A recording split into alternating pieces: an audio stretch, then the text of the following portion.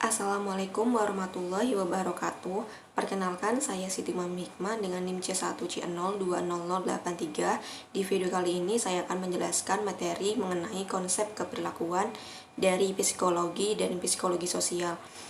Tujuan video ini dibuat adalah untuk memenuhi tugas mata kuliah akuntansi keperlakuan dengan dosen pengampu Bapak Dr. Wirmi Eka Putra, SEMSI, CIKNR, CRSS. Oke, di sini terdapat pengertian psikologi dan psikologi sosial. Psikologi dapat diartikan sebagai cabang ilmu pengetahuan yang berusaha untuk mengukur, menjelaskan, dan terkadang pula untuk mengubah perilaku manusia.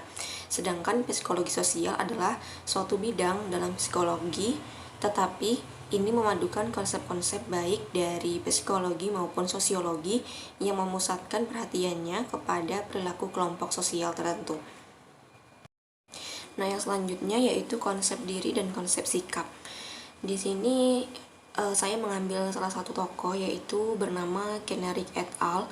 Pada bukunya tahun 2002 halaman 42 berpendapat bahwasannya konsep diri merupakan representasi mental. Artinya adalah bahwa dalam proses berpikir seseorang tergambar atau terlukiskan suatu sifat atau atribut yang menonjol tentang dirinya. Nah, jadi konsep diri itu dapat didefinisikan sebagai suatu keyakinan atau belief tentang atribut yang melekat dalam diri kita sendiri. Kemudian ada konsep sikap.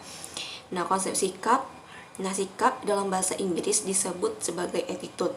Sedangkan dalam bahasa Latin yaitu aptus yang berarti keadaan untuk siap secara mental yang bersifat melakukan kegiatan. Nah, sikap adalah suatu hal yang mempelajari mengenai seluruh tendensi tindakan yang menguntungkan maupun yang tidak menguntungkan, tujuan manusia, objek, gagasan, atau situasi. Nah, yang selanjutnya yaitu teori terkait dengan sikap. Yang pertama, teori perubahan sikap, yaitu sikap bisa saja berubah sebagai hasil dari pendekatan dan juga keadaan. Yang kedua, teori penguatan dan tanggapan stimulus, yaitu perubahan sikap seseorang terjadi karena bagaimana orang tersebut menanggapi rangsangan tertentu dari orang lain. Kemudian yang ketiga, teori pertimbangan sosial, teori yang menjelaskan bahwa manusia itu dapat menciptakan perubahan dalam sikap individu jika manusia tersebut mau memahami struktur yang menyangkut sikap orang lain. Yang keempat, ada konsistensi dan teori perselisihan, yaitu teori konsistensi ini menjaga hubungan antara sikap dan perilaku dalam ketidakstabilan. Dan teori perselisihan ini adalah salah satu variasi dari teori konsistensi. Yang kelima, ada teori disonansi kognitif. Ini adalah mengacu kepada setiap inkonsistensi yang dipersepsikan oleh seseorang terhadap dua atau lebih sikapnya atau terhadap perilaku dengan sikapnya. Kemudian yang keenam, ada teori persepsi diri. Di sini menganggap bahwa orang-orang mengembangkan sikap berdasarkan pada bagaimana mereka mengamati dan menginterpretasikan perilakunya sendiri. Baiklah, materi selanjutnya yaitu motivasi. Kata motivasi berasal dari bahasa Latin yaitu mover, yang artinya menimbulkan pergerakan. Motivasi dapat didefinisikan sebagai kekuatan psikologis yang menggerakkan seseorang ke arah beberapa jenis tindakan, menurut Haggard tahun 1989. Nah, materi yang selanjutnya adalah teori motivasi awal. Teori yang pertama yaitu teori kebutuhan dan kepuasan. Di sini ada 5 hierarki. Yang pertama, kebutuhan fisiologis, yaitu kebutuhan fisik, misalnya seperti makan, minum, tidur, pakaian, dan lain-lain. Yang kedua, ada kebutuhan akan rasa aman, yaitu kebutuhan akan keselamatan dan perlindungan dari bahaya, ancaman, perampasan, atau pemecatan.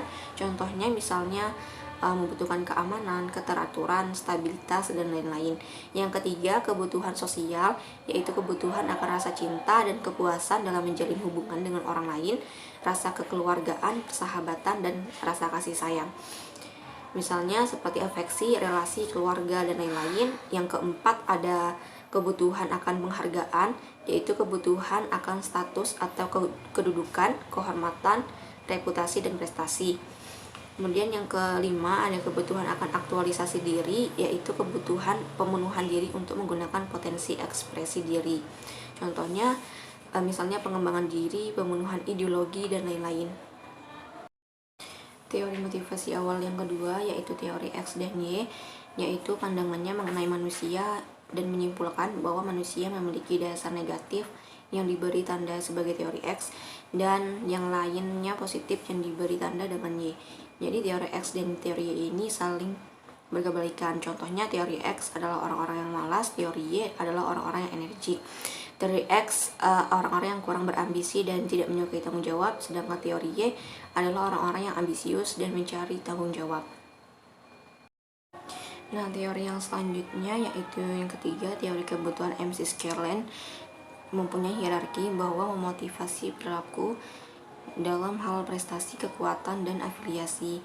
Kemudian ada teori dua faktor yaitu pencetusnya Heisberg yang mengajukan bahwa kedua faktor tersebut, yang pertama sejumlah kondisi kerja ekstrinsik yaitu berasal dari luar yang apabila tidak ada menyebabkan terjadinya ketidakpuasan di antara para karyawan.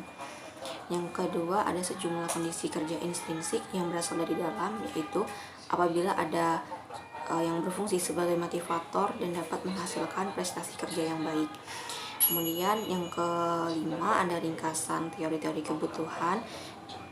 Nah, teori ini yaitu kebutuhan dari teori Maslow, teori ERG Alfred, teori kebutuhan MC Skerland, dan teori motivasi Heisberg mengusulkan ide yang sama, yaitu individu memiliki kebutuhan bahwa tidak akan puas, ketika tidak puas akan menghasilkan motivasi. Misalnya jika seseorang itu butuh untuk dipuji, maka ia akan bekerja keras dan atas tugasnya dalam rangka untuk memperoleh pengakuan atau pujian dari orang lain.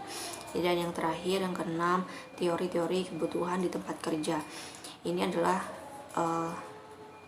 individu memiliki kebutuhan akan pujian di tempat kerja dan mereka akan termotivasi yang tinggi untuk mencapai suatu kebutuhan. Nah, materi yang selanjutnya adalah proses-proses teori motivasi. Yang pertama teori ERG, yaitu jika Maslow mengatakan orang cenderung meningkat hierarki kebutuhannya sejalan dengan terpuaskannya kebutuhan sebelumnya. Namun menurut Alderfer mengatakan suatu kebutuhan tidak harus terpuaskan terlebih dahulu sebelum kebutuhan pada tingkat di atasnya muncul.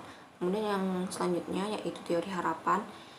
Dasar dari teori ini adalah motivasi yang ditentukan oleh hasil yang diharapkan akan diperoleh seseorang sebagai akibat dari tindakannya. Kemudian yang selanjutnya teori penguatan. Kemudian selanjutnya teori penetapan tujuan. Ini berhubungan, teori ini menguraikan hubungan antara tujuan yang ditetapkan dari prestasi kerja. Kemudian teori selanjutnya teori atribusi, yaitu bagaimana seseorang menginterpretasikan suatu peristiwa, alasan atau sebab perilakunya. Kemudian selanjutnya teori agensi, mengasumsikan kinerja yang efisien dan kinerja organisasi ditentukan oleh usaha dan pengaruh kondisi dari lingkungan. Dan yang terakhir ada pendekatan Deidik, yaitu pendekatan yang mengakui bahwa atasan dan juga bawahan, bahwa atasan kemungkinan tidak memperlakukan seluruh bawahan secara sama. Nah, materi yang terakhir yaitu pengertian persepsi dan nilai. Persepsi adalah bagaimana orang-orang melihat atau menginterpretasikan sebuah peristiwa, objek, dan manusia. Menurut Leavitt H.J. tahun 1978, membedakan persepsi menjadi dua pandangan, yaitu pandangan secara sempit dan pandangan secara luas. Untuk pandangan secara sempit berarti persepsi sebagai penglihatan, sedangkan arti luasnya mengartikan sebagai bagaimana seseorang memandang atau mengartikan sesuatu. Kemudian ada nilai. Nilai merupakan keyakinan sebagai standar yang mengarahkan perbuatan, dan juga cara pengambilan keputusan terhadap suatu objek atau situasi yang sifatnya sangat spesifik. Baiklah, sekian yang bisa saya jelaskan mengenai konsep keperilakuan dari psikologi dan psikologi sosial. Saya akhiri. Wassalamualaikum warahmatullahi wabarakatuh.